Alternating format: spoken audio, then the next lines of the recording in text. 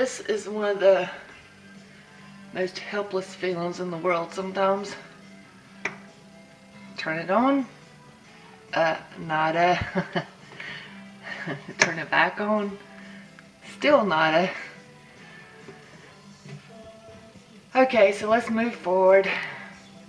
I have no water, but I have a plan. That's the important part.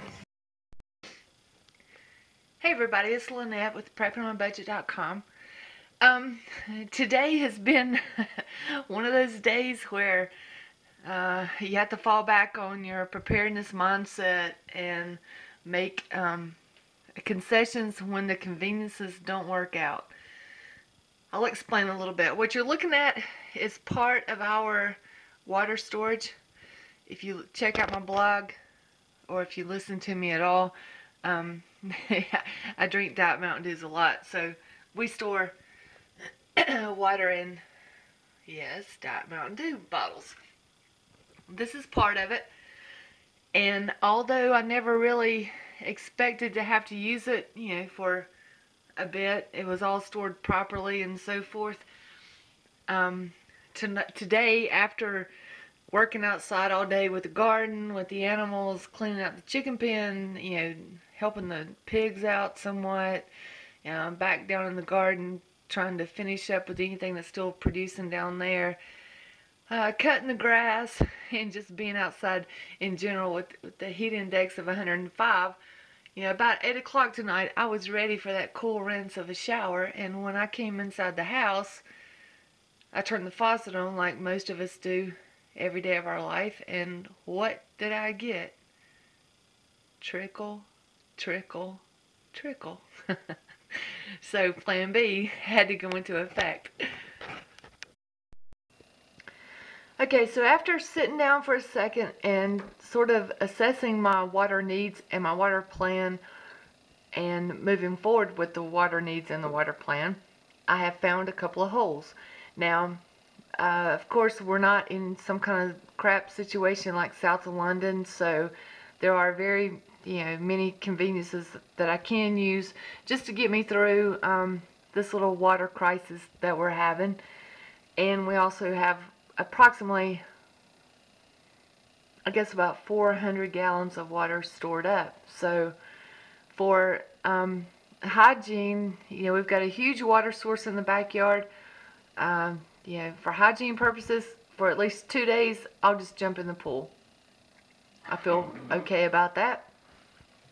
The toilets, I will also use the pool water for.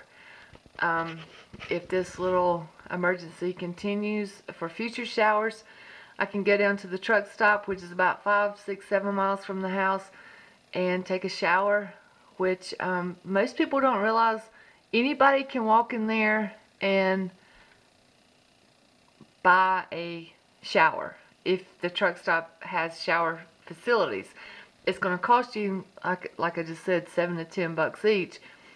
But if everything's okay and you're just without water and you don't want to go to the hotel or whatnot, then just go to your local truck stop. But for the dishes, I can use the stored water, or I can use the paper plates, cups, and utensils that I have stored up, doubling sales up with coupons, and I bought those at a very minimal amount of money. For the laundry, I figure, again, we're not in any kind of situation here. It's just an inconvenience, and I can also, just go down to the laundromat. I know where there's 2 close by, and if I need to utilize them, I will. For drinking water, here's a hole. We've got 2 holes in our preps. Actually, we have 3. Number 1, we don't have enough stored.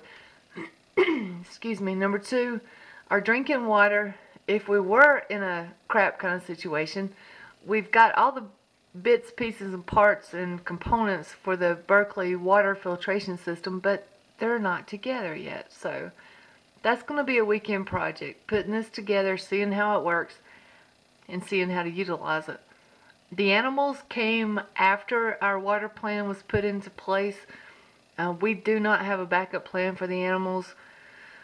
We don't have like a natural source of water around here. There's a creek about, I don't know, probably about 2 miles away that we could tote water up the hill for the animals, but on the property we just simply don't have a natural resource for the animals.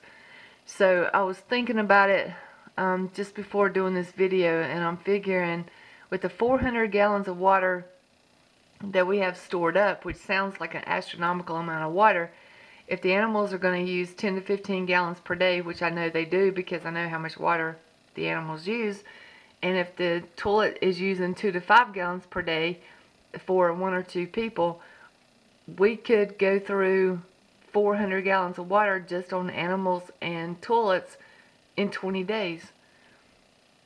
So that looks like a hole in the preps to me.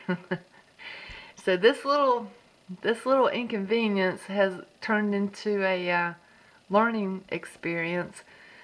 I hope